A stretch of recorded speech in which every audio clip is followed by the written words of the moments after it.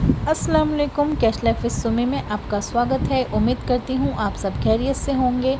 ये है पात्रा, इसे गुजराती में पात्रा कहते हैं, महाराष्ट्र में इसे आड़ू वड़ी भी कहते हैं। अलग अलग स्टेट में आई थिंक इसे अलग अलग नाम से जाना जाता होगा, पर मॉनसून के सीज़न में ये कुरकुरी सी रेसिपी बहुत ही डिलीशियस लगती है। ये कुछ इस तरीके के पान के पत्ते की तरह होता है, आपको ये बंच में भी मिल जाता है। और ये देखिए इस तरीके से हमने इसे धो लिया था और सुखा लिया है। उसके बाद इसकी डंठल को हमने इस तरीके से रिमूव करना है। देखिए धीरे धीरे हमने इस तरीके से इसकी डंठल को निकाल लिया है। इसकी जो साइड्स में भी अगर मोटी डंठल है तो आप इसे निकाल लीजिए, अगर बहुत पतली है तो उसे रिमूव करने की ज़रूरत नहीं है। इसे बहुत ही सावधानी से अच्छे से रिमूव करना है ताकि जो पत्ता है उस पर कट ना लग जाए। देखिए हमने किस तरीके से आसानी से इसे निकाल लिया है। अब इसी तरीके से हमने सारे पत्तों के डंठल को निकाल लिया था। अब इस पर लगाने वाला पेस्ट जो है हम यहाँ पर बना करके तैयार करेंगे। इसके लिए हमने यहाँ पर ली है 1 कप बेसन। इसमें हम डाल रहे हैं मिर्ची और ज़ीरे का पेस्ट, जिसमें 1 चम्मच ज़ीरा है और 5 हरी मिर्च है। 1 चम्मच अदरक लहसुन का पेस्ट ले लिया है हमने यहाँ पर।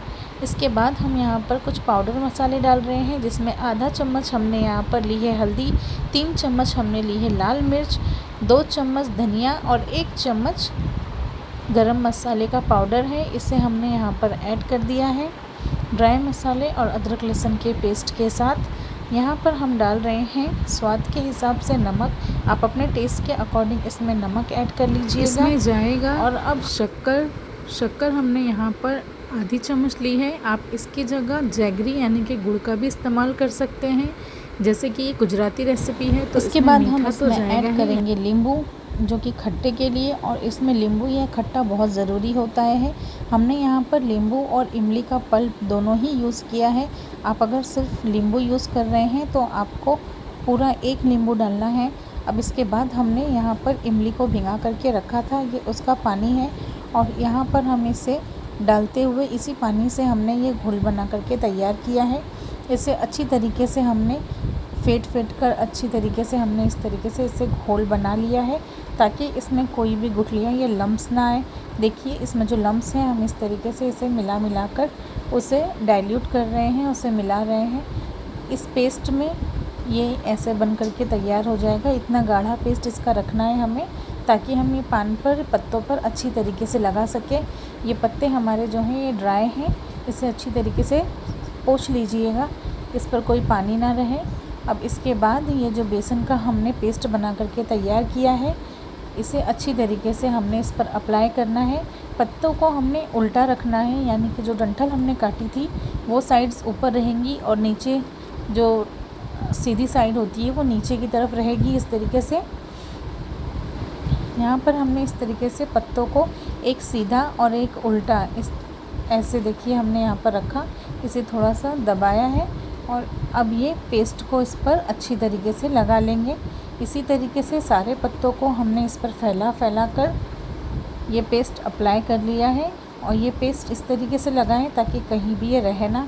जितने पत्तों पर आप ये लगाएंगे, जितने पत्ते आप इस पर रख के करेंगे, तो ये लेयर्स उतनी ही अच्छी बन करके तैयार होंगी, और ये दिखने में और खाने में ही उतना टेस्टी और उतना ही सुंदर दिखेगा। इस तरीके से इसका जो लेयर बाय लेयर हमने इसे रखा है, एक सीधा पत्ता एक उल्टा पत्ता हमने इस पर रखा है इस तरीके से। अब देखिए इसका बहुत ध्यान देना है। इसमें क्या होता है, कोई पत्ते छोटे होते हैं, कोई बड़े होते हैं, तो हमने स्टार्टिंग में बड़े पत्ते रखने हैं, और उसके बाद धीरे धीरे जैसे साइज़ के हिसाब से उसके बाद छोटे पत्ते, फिर उससे छोटा, लास्ट में सबसे छोटा। इस तरीके से ये पत्ते रख करके हमने इस पर पेस्ट लगाते हुए इसे तैयार करना है, कोई भी जगह इसकी खाली ना बचे। और अब इसके बाद हम इसका आखिरी पत्ता, ये हमारे टोटल 5 पत्ते थे हमारे पास, और ये इसका आखिरी पत्ता है। इसे हमने इस तरीके से अच्छे से फैला लिया है। इसके ऊपर भी हम बेसन की एक अच्छी लेयर लगा लेंगे, जहाँ कहीं भी इसका कोई भी पार्ट खाली ना रहे। और इस पर बेसन हमने अच्छी तरीके से यूँ लगा लेना है, और इसे अब हमने मोड़ना है। मोड़ने में हमें बहुत ध्यान देना है कि इसकी साइड्स को हम किस तरीके से पैक करते हैं, जैसे मैंने यहाँ पर बताया है, आप ध्यान से देखिए। यहाँ इसके जो नीचे साइड में जो कोने हैं निकले हुए, हमने पहले सबसे उसे मोड़ लिया। ये देखिए जितने भी इसके कोने थे वो निकले हुए थे, हमने इसे मोड़ लिया। ऊपर से भी जो कोना था उसे मोड़ लिया। तो अब ये एक स्क्वायर शेप में बन कर के तैयार हो जाएगा। इसके साइड्स पे भी थोड़ा सा आगे पीछे होता है तो उसे भी हम यूँ मोड़ लेंगे। साइड्स को भी, दोनों साइड्स को अच्छी तरीके से यूँ मोड़ लेंगे। अब हल्के हाथों से एक रोल की तरह इसे हमें दबाते हुए हल्के हाथों से पकड़ पकड़ के, देखिए इस तरीके से हमें इसे रोल कर लेना है। हमने इसमें बेसन अच्छी तरीके से लगाया था तो ये बहुत ही अच्छी लेयर्स बन कर के तैयार होंगी। और इस तरीके से इसे मोड़ने से ये एक रोल बन कर के देखिए तैयार हो गया है। ये कितना ही अच्छा लग रहा है देखने में। अब इस पर जो बचा हुआ हमारा पेस्ट है वो हम अप्लाई कर देंगे। हमारे पास पेस्ट बचा है इसलिए हम अप्लाई कर रहे हैं। अगर आपके पास नहीं बचता है तो ये कोई मैंडेटरी नहीं है, ज़रूरी नहीं है। आप इसी तरीके से भी इसे बॉईल कर सकते हैं।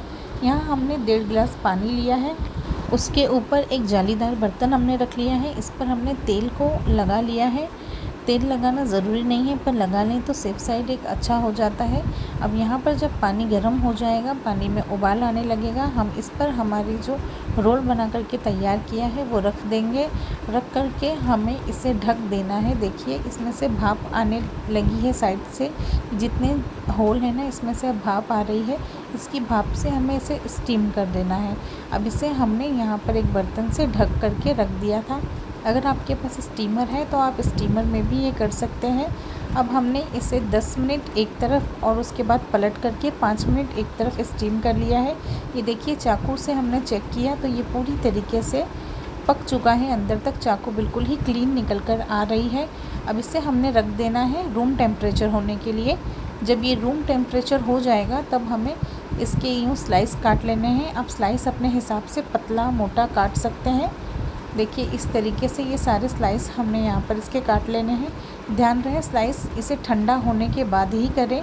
गर्म में अगर आप करेंगे तो ये बिखर भी जाएगा और आपके हाथ भी जल सकते हैं। इसीलिए जब ये पूरा ठंडा हो जाए अच्छी तरीके से तब हमने इसके स्लाइस करने हैं।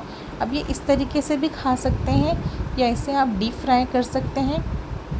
अगर आप इसे डीप फ्राई भी करेंगे तो ये निकलेंगे नहीं, इसके लेयर्स वैसे ही रहेंगे क्योंकि इसमें बेसन बहुत अच्छी तरीके से लगा हुआ है।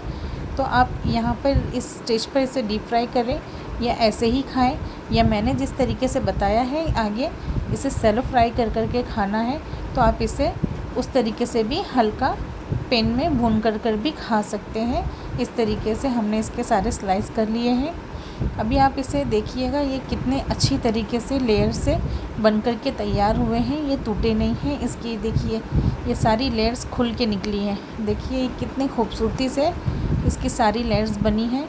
ये कोई टूटा भी नहीं है। ये बहुत ही अच्छी तरीके से हमारा पात्रा जो है वो बन कर के अब तैयार हो चुका है। यहाँ पर हम इसे भूनने के लिए हमने एक कढ़ाई ली है, उसमें हमने थोड़ा सा तेल डाला है। इसके बाद हम यहाँ पर डाल रहे हैं सफ़ेद तिल। सफ़ेद तिल से ये जो सोनापन आता है वो बहुत अच्छा लगता है।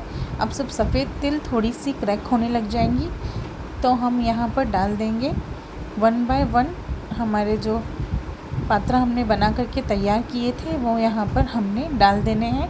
हमने क्योंकि थोड़ा ही तेल लिया है इसीलिए हम थोड़े पात्रा अभी सिर्फ खाने भर के लिए ही बना करके तैयार कर रहे हैं।